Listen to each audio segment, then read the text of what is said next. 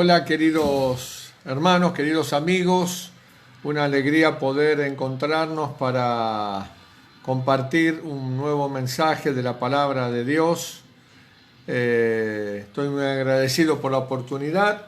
Y bueno, y hoy tenemos un tema más que importante, un tema muy interesante, que es acerca de si Dios castiga o no castiga. Un tema tan tratado y de alguna manera este, eh, con, sí, controvertido, correcto, porque a veces el concepto es si Dios es amor, bueno, ¿cómo puede castigar?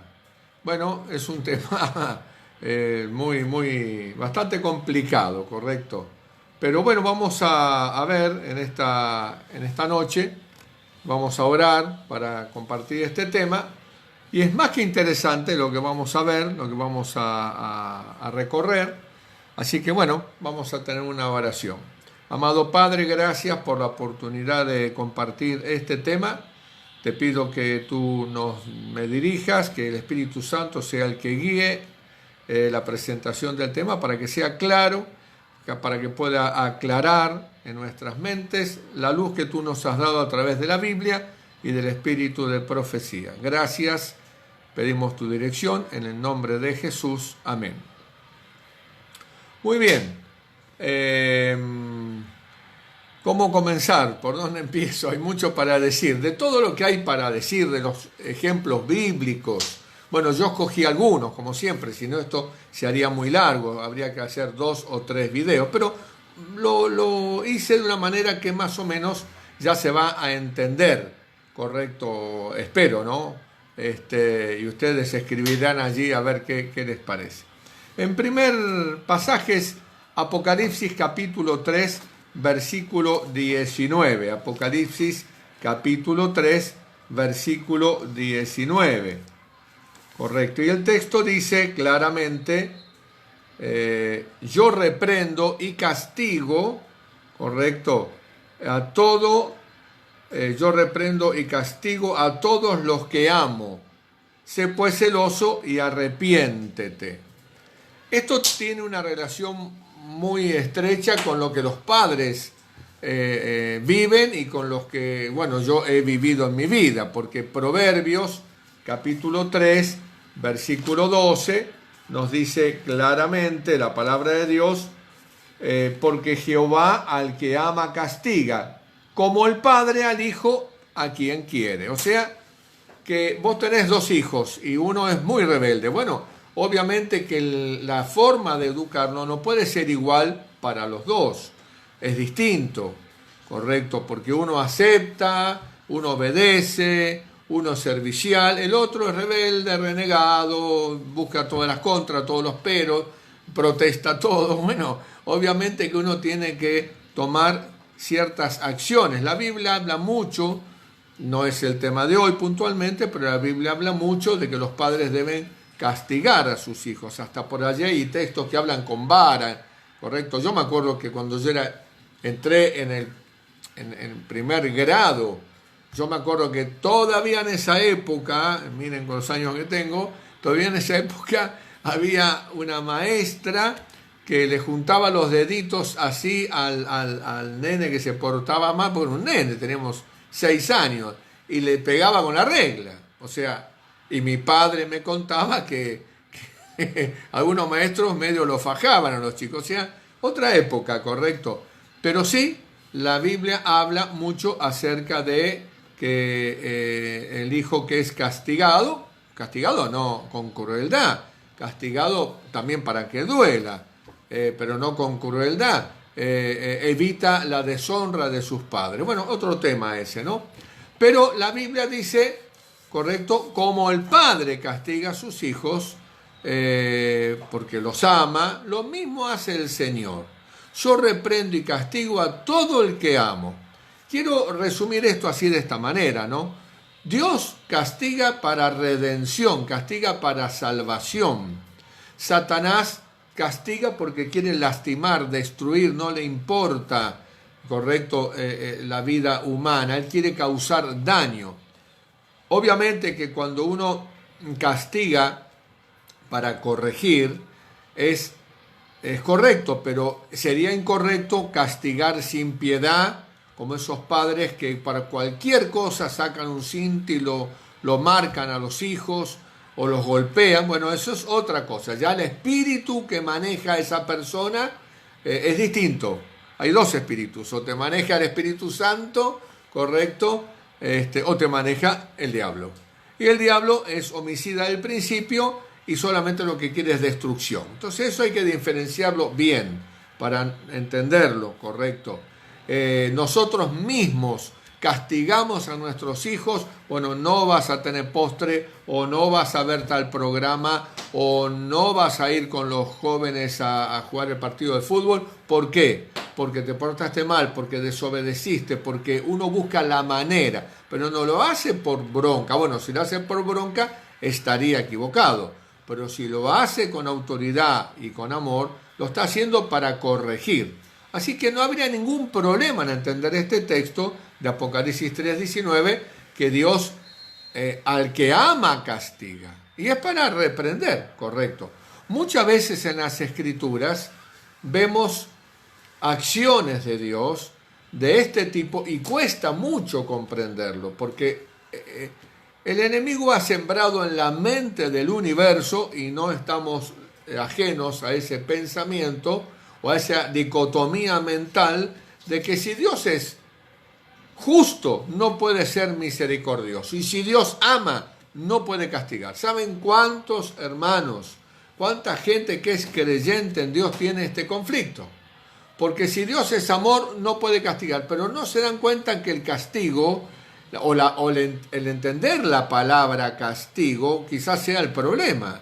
El castigo es para reprender, para corregir, tiene una finalidad correctora o de evitar mayores males. Y esto es lo que vamos a ver ahora, que realmente para mí es impresionante, y espero que también impresione tu corazón, porque vamos a leer unos pasajes de la Biblia que son bastante difíciles de entender, o cuando uno ha leído ha dicho, ¿cómo puede ser que Dios haya hecho eso? Pero hay un trasfondo de todo eso. Muchas veces en las Escrituras vemos resoluciones de parte de Dios que en realidad son un mal menor. Dios nunca hubiese querido hacer eso, pero el pecado ha degenerado tanto la situación que Dios también en la Biblia lo vemos muchas veces obrando un mal menor, porque no hay nada bueno para hacer. Interesante. Veremos que Dios resuelve en concilio normalmente las decisiones que se apliquen aquí al conflicto en la tierra. Vamos a ir a la palabra de Dios. Tenemos allí en Números, ya les digo dónde está, la rebelión de Coré. Una historia muy conocida, ¿no es cierto? Números, capítulo, ya les digo dónde está. Primero lo tengo que encontrar yo porque se me cerró la Biblia, la tenía abierta en eso. Pero vamos a ver una situación que vivió el pueblo de Israel. Y cuando uno lee en las Escrituras dice, pero ¿cómo puede ser esto que Dios haya obrado de esta manera? ¿Correcto? Bueno, justamente cuando uno lee esto, bueno, tiene que estudiarlo, tiene que tratar de comprenderlo.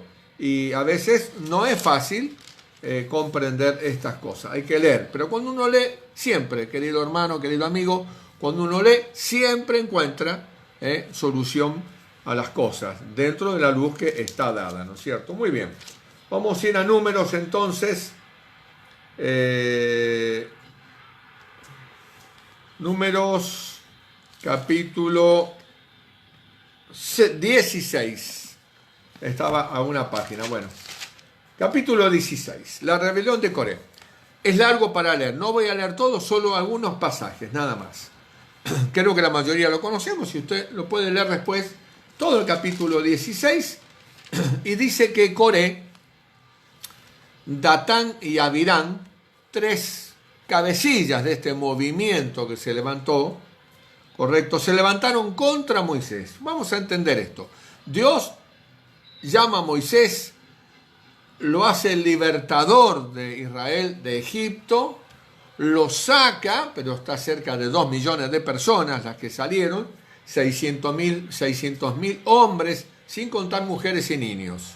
Toda la historia ha habido más mujeres que hombres. Por lo tanto, con niños y mujeres estamos hablando cerca de 2 millones de personas que salieron de Egipto, más los egipcios que se sumaron, correcto.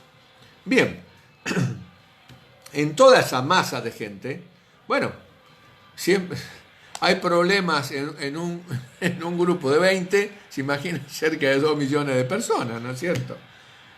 Por eso que Moisés hacía juicios sobre los distintos casos que se presentaban. Estaba todo el día sentado resolviendo situaciones de terceros, hasta que su suegro un día le dice, mira, estás haciendo mal, vos te estás agotando, vos tenés que poner 70 varones que te ayuden y que a su vez ellos por tribu, por grupo, lo solucionen. Y los mayores problemas te los lleven a ti, pero vos no podés solucionar todos los casos, está todo el día, se agota totalmente. Y así Dios dirigió para que su suegro le diera esa luz, y así fue como Moisés organizó la forma de resolver los casos de conflicto que había.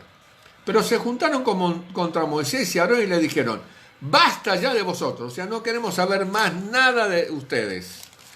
Creyendo que estaban en la verdad, correcto, por supuesto, pero rebeldes a la dirección divina. Bueno, usted puede ir leyendo. Moisés ora, le pide a Dios, se pone muy mal, ora, angustiado, ora, clama a Dios. Y Jehová habló a Moisés y a Aarón y les dijo, dirigido por Dios, Moisés le dijo que se presenten al otro día con un incienso, correcto, y que se presenten delante de Jehová y que Dios determinaría, correcto, si estaban en lo correcto o no. Entonces dice la Biblia que Jehová habló a Moisés y a Aarón diciendo, apartaos de entre ellos, de entre esta congregación, y los consumiré en un momento. Usted va a leer allí que inclusive oran, piden a Dios que intervenga, bueno, como hacemos nosotros cuando vemos un hermano, alguien que está en rebeldía. Bueno, oramos para que Dios toque su corazón, pero esto no era una situación muy común. Entonces Jehová habló a Moisés diciendo, habla a la congregación y diles, apartaos de alrededor de la tienda de Coré, Datán y Abirán. Y Moisés dijo, de paso, cuando usted lee todo esto del capítulo, porque estoy tocando algunos textos, va a encontrar que no era Coré, Datán y Abirán. Era Coré, Datán y Abirán que juntaron 250 príncipes para ponerlos en contra. ¿Vio que esas cosas suceden, ¿no es cierto?, en la iglesia. Se juntan, chuchuchean a escondidas, y ya cuando se levantaron ya porque ya se hablaron antes, se arreglaron antes, se calentaron la cabeza antes, y nunca hicieron el paso bíblico. Cuando vos tenés un problema con alguien, tenés que ir y hablar con esa persona. No. Hablan de esa persona entre ellos, se alimentan la cabeza, nunca fueron a hablar con la persona, y cuando van a levantarse a hablar ya están de la vereda de enfrente, como una batalla, en contra, renegados, no aceptando. Bueno, ¿cuántos conflictos hay de ese tipo por no seguir el paso bíblico? Y dijo Moisés, en esto conoceréis que Jehová me ha enviado. O sea, Moisés le dice a todo este grupo inmenso de personas, con sus esposas, con sus hijos, todo en rebeldía. En esto conoceréis que Jehová me ha enviado para que hiciese todas estas cosas, y que no las hice de mi propia voluntad, porque acusaban a Moisés, basta ya de vos, no te queremos más como líder. Pero Moisés era líder porque Dios lo había puesto. Es como le dijo Dios a Samuel, no te desecharon a vos, me están desechando a mí. O sea, estaban desechando a Moisés. No, a Dios estaban desechando, no a Moisés. Se la agarraban con Moisés, porque obviamente que a Dios no lo veían, no estaba. correcto, hablaba Moisés Dios a través de Moisés. Y entonces le dice, no es por mi voluntad que yo estoy dirigiendo, Dios me ha enviado. Si como mueren todos los hombres, murieren estos, le está hablando a todo el pueblo, si estos llegan a morir como mueren todos los hombres, de enfermedad, de viejito, bueno, Jehová no me ha hablado a mí, Dios no me dirigió. Mas si Jehová hiciere algo nuevo, y la tierra abriere su boca, y descendieren vivos al Seol, a la muerte, entonces conoceréis que estos hombres irritaron a Jehová. Tremendo, ¿no? Digamos, las opciones que pone Moisés. Y aconteció que cuando cesó de hablar todas estas palabras, se abrió la tierra que estaba debajo de ellos, se abrió la tierra, abrió su boca, dice la Biblia, y abrió su boca y los tragó a ellos, a sus casas, a todos los hombres de Coré y a todos los bienes, y ellos con todo lo que tenían descendieron vivos al Seol, y los cubrió la tierra y perecieron de en medio de la congregación. Las esposas, los niños, los hijos, todos. Bueno, esto es muy difícil de comprender. Cuando uno agarra la Biblia, está leyendo, porque ¿qué hace una persona cuando lee la Biblia? Bueno, lee la Biblia y ¿qué busca? Bueno, busca, voy a leer de Génesis. Y empieza a leer Génesis, Éxodo, Levítico, Número, Deuteronomio, y llega a Número y lee esto. ¿Cómo puede entender eso? Nos choca a nosotros que hemos leído la Biblia y que ya conocemos.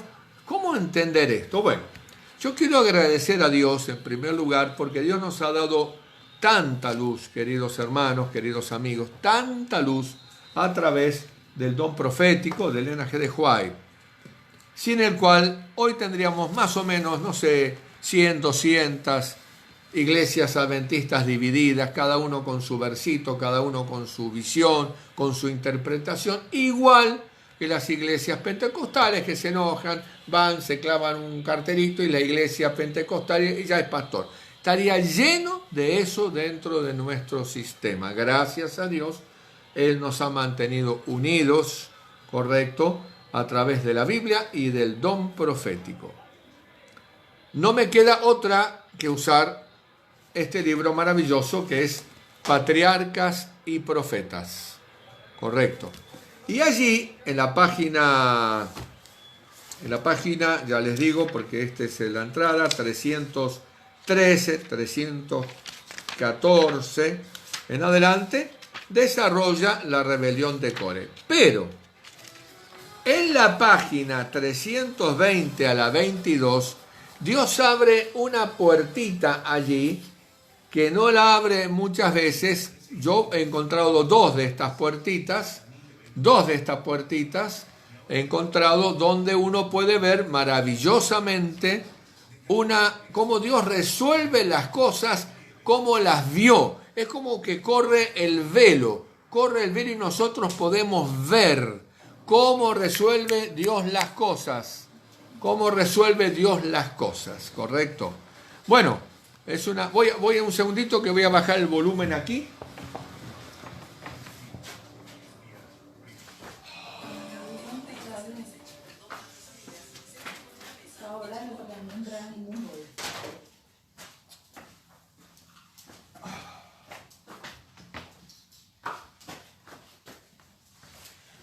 Bien, discúlpenme, había quedado el volumen alto y lo bajé. Bien, ¿cómo resuelve Dios las cosas? Él abre la puerta y nos permite ver aquí cómo resuelve Dios las cosas, y no la resuelve solo, la resuelve en ese concilio que hace, como Job presenta, primer libro escrito por Moisés, y nos revela que hay concilios en el cielo, donde van los representantes de los mundos, y que de este mundo fue Satanás, porque Adán le entregó, ¿no es cierto?, a Satanás el ser príncipe de este mundo, como lo señala Jesús, diciendo: el príncipe de este mundo no tiene nada en mí. Bien, Voy a tener que leer algunas cositas para poder explicar y entender. Estas 3 páginas que yo tengo marcadas acá, con verde, habría que marcar todo, por eso puse unas rayas al costado de la página, porque es todo, no perder una página. Le recomiendo, hermano, por favor, le recomiendo con todo mi corazón que usted busque La rebelión de Coré, porque quizás el libro no coincida a la página, está en el capítulo La idolatría en el Sinaí. La idolatría en el Sinaí, ese es el título, La idolatría en el Sinaí. En este libro es el capítulo 28 y comienza en la página 313.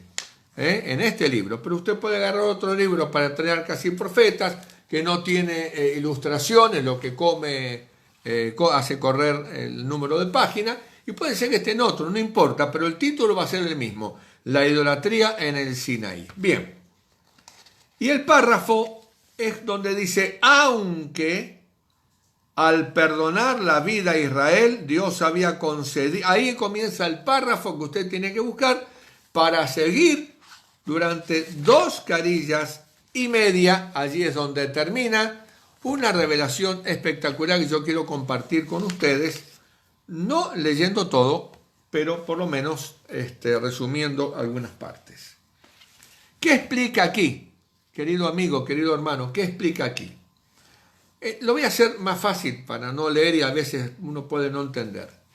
Explica que en los concilios celestiales, cuando Caín mató a Abel, y usted dice, ¿qué tiene que ver Caín y Abel con la rebelión de Coré? Escuche, es maravilloso, por eso digo que es como que nos corre el velo. Esto es un anticipo del milenio. Leer estas 2 páginas y media, escuche, amigo, es un anticipo del milenio, porque allí vamos a ver las cosas como Dios nos muestra este pedacito de la rebelión de Coré y nos lo explica por qué Dios abrió la tierra e hizo que todos vayan a la muerte. ¿Por qué? ¿Cuál es el justificativo? Bueno, vamos a verlo. Un castigo terrible, correcto. Bien. Cuando Caín mató a Abel, la justicia divina debía haber eliminado a Caín automáticamente. Sin embargo, si Dios hubiese hecho eso, se hubiese levantado el enemigo para señalar en defensa de su teoría o de su argumento de rebelión, de que era como él decía. ¿Se dan cuenta? Si no hacemos caso, si no caminamos como Dios quiere, te cortan la cabeza.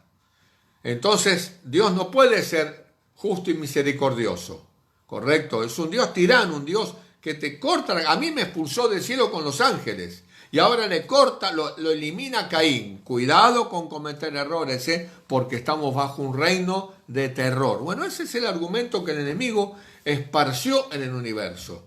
Y ya lleva Dios 6.000 años en que está demostrando que obviamente el enemigo tiene un error tremendo y ha arrastrado a millones y millones en este error.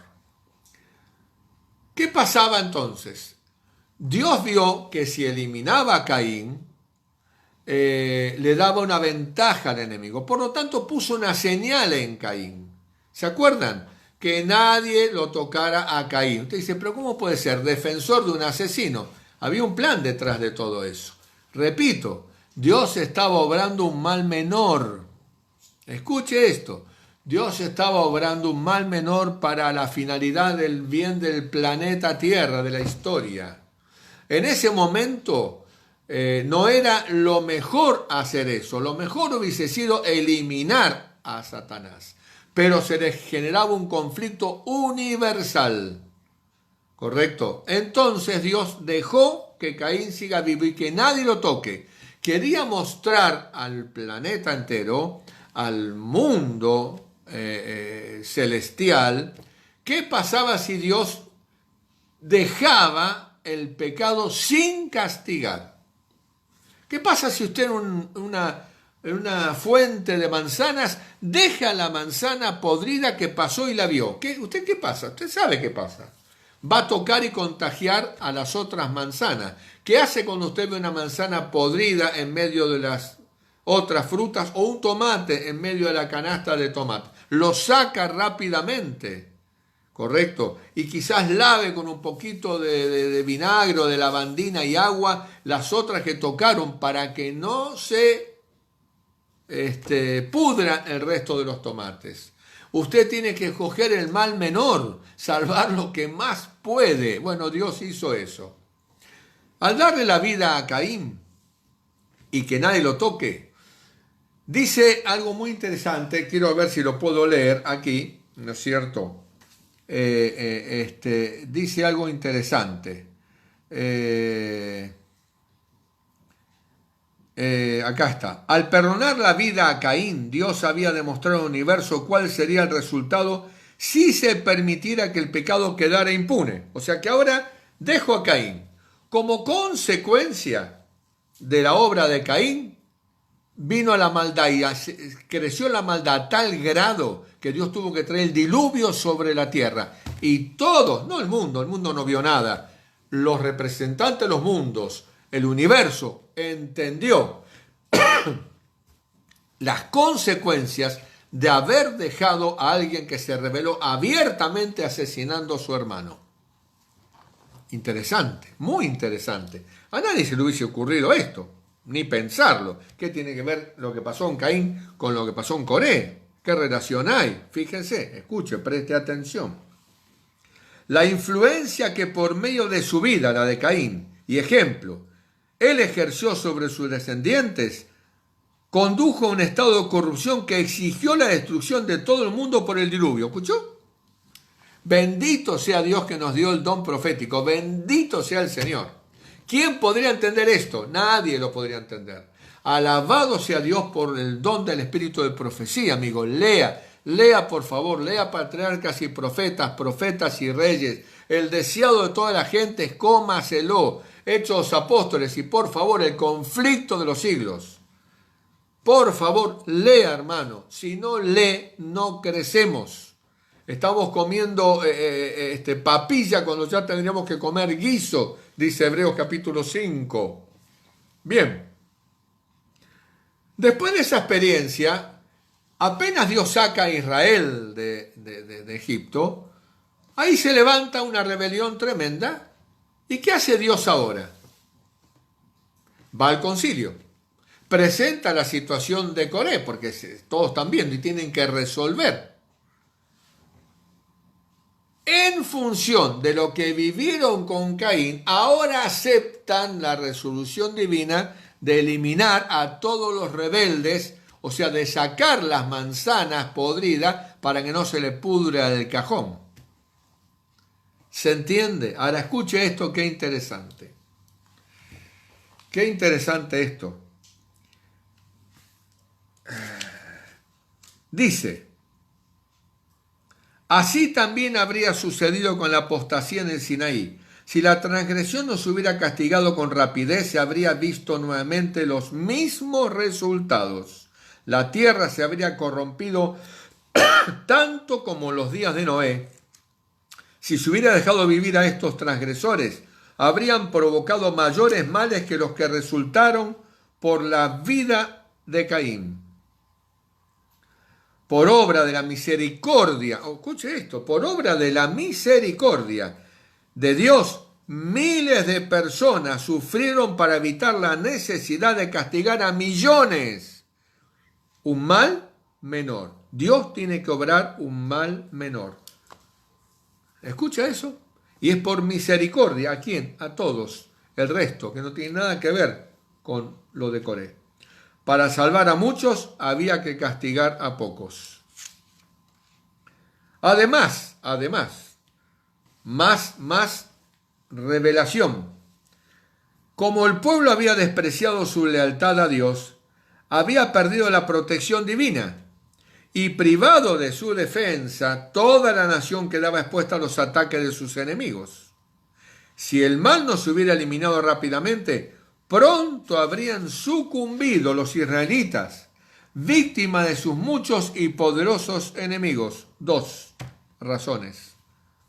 Fue necesario para el bien de Israel mismo y para dar una lección a las generaciones venideras que el crimen fuera castigado de inmediato. 3 razones. Y no fue menos misericordioso para los pecadores mismos que se los detuviera a tiempo en su pecaminoso derrotero. Si se les hubiese perdonado la vida, el mismo espíritu que los llevó a la rebelión contra Dios se habría manifestado en forma de odio y discordia entre ellos mismos. Y por fin se habrían destruido el uno al otro. 4ª razón.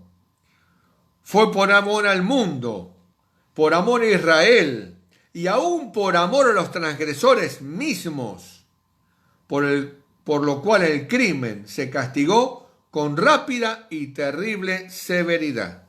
5 razones. Otra razón más que dice antes, léalo usted, busque, lea. Cuando Israel tuviera que señalar el pecado de otras naciones, le iban a decir, ¿ustedes qué hablan? Si en Coré, mirá lo que pasó. Y ellos le podrían haber respondido entonces, sí, lamentablemente es cierto, nosotros también pecamos, pero miren cómo les fue a los pecadores, se los tragó la tierra. Dios no va a dejar sin castigo al pecador rebelde, el que peca a mano alzada y llega al Seol sin arrepentirse de corazón. Queridos amigos, esto es extraordinario.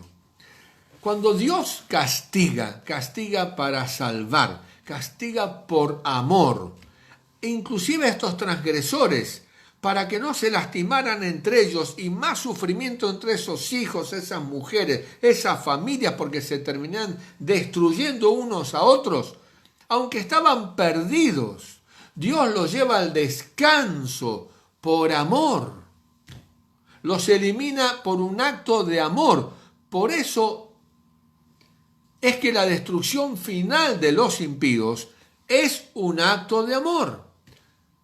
Y claro, nosotros nos cuesta entender, nos falta el milenio para entender la vida de aquellos que están del otro lado de la muralla, para comprender que tienen que ser eliminado el pecador y el pecado.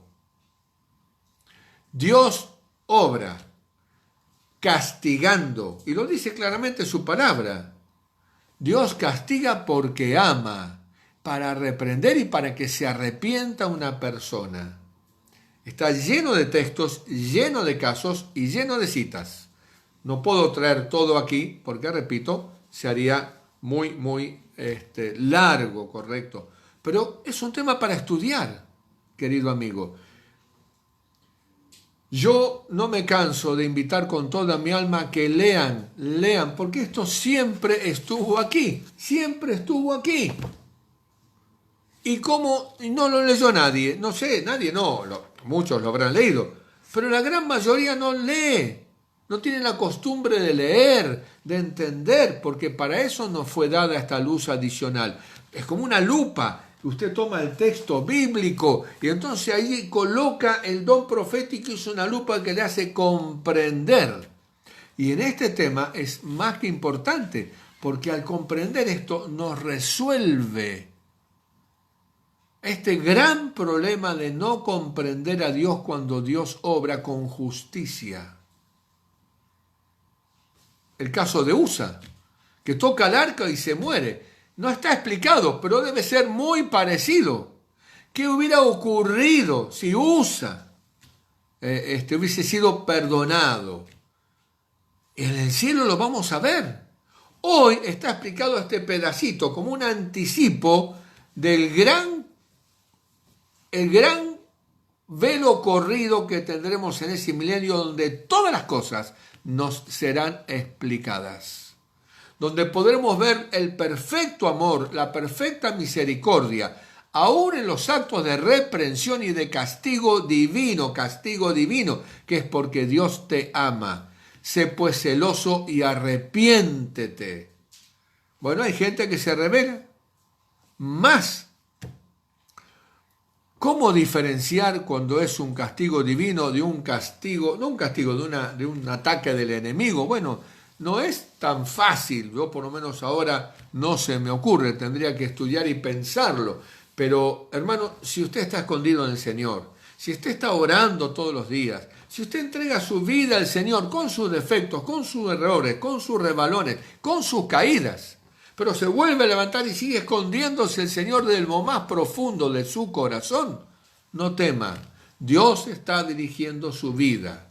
Nadie puede tocar a las ovejas que están en las manos del Señor, Juan 10, 28, 29. Nadie arrebata mis ovejas de mis manos. El enemigo no tiene poder, vendrá el enemigo como río, dice Isaías, pero Jehová levantará bandera contra él. ¿Qué seguridad tenemos en las manos de Dios?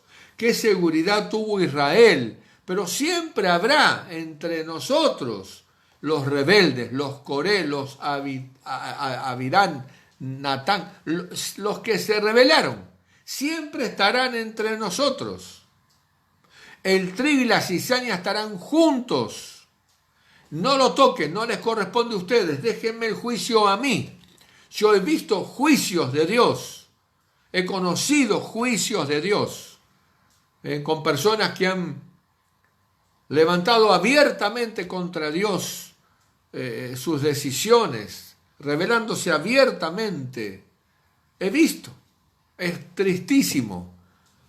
A veces Dios también lo hace para que veamos, para que reflexionemos, para que nos demos cuenta, ¿correcto? Para que temamos el no temer a Dios.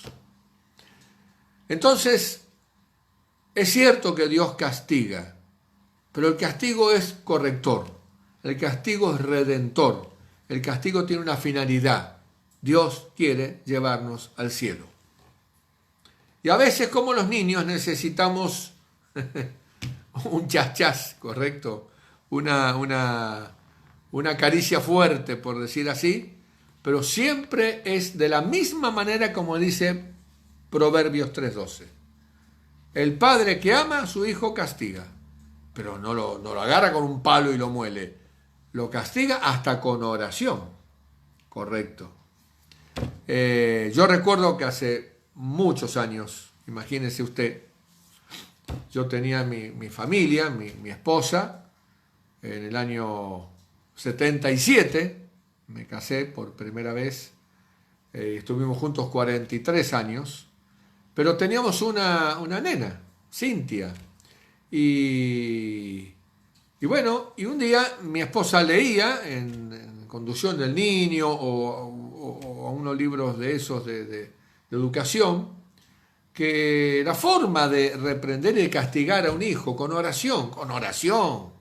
Los padres dan un sopapón, lo sacuden, agarran la oreja, nada de eso hay que hacer, ¿correcto? Hay que hablarle, en mensajes cortitos cuando el niño es chico, hasta donde puede comprender, explicarle que eso no se toca, no es ¡no se toca! Gritando, no, es mira mi amor, esto no se toca, es con amor y con autoridad. Qué difícil, ¿no? Bueno, sí, hay que formarse para eso y hay que hablarles una vez, dos veces y después advertirles. Y cuando se advierte, ¿no es cierto? Me contaba mi esposa leyendo el libro. Si lo vuelve a hacer, entonces hay que decirle que se le había prometido un castigo y ahora había que castigarlo. Bueno, había que darle un chachá, dejarle la colita media colorada, ¿correcto? No agarrotazos, amigo, no agarrotazos, hermana, sino con la palma en la mano y dejarle coloradito. Que le duela, que llore, que sienta. Yo sé que hoy decir esto los psicólogos te matan, pero a mí no me interesa, a mí me interesa lo que dice Dios, correcto, por eso lo comparto.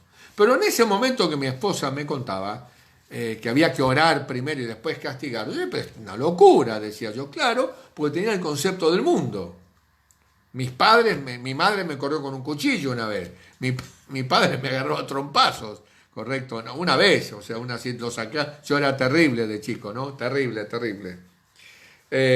Pero no era castigarme por amor, era de la bronca que tenía. Lo sacaba de quicio y bueno, me agarró a trompada en el suelo.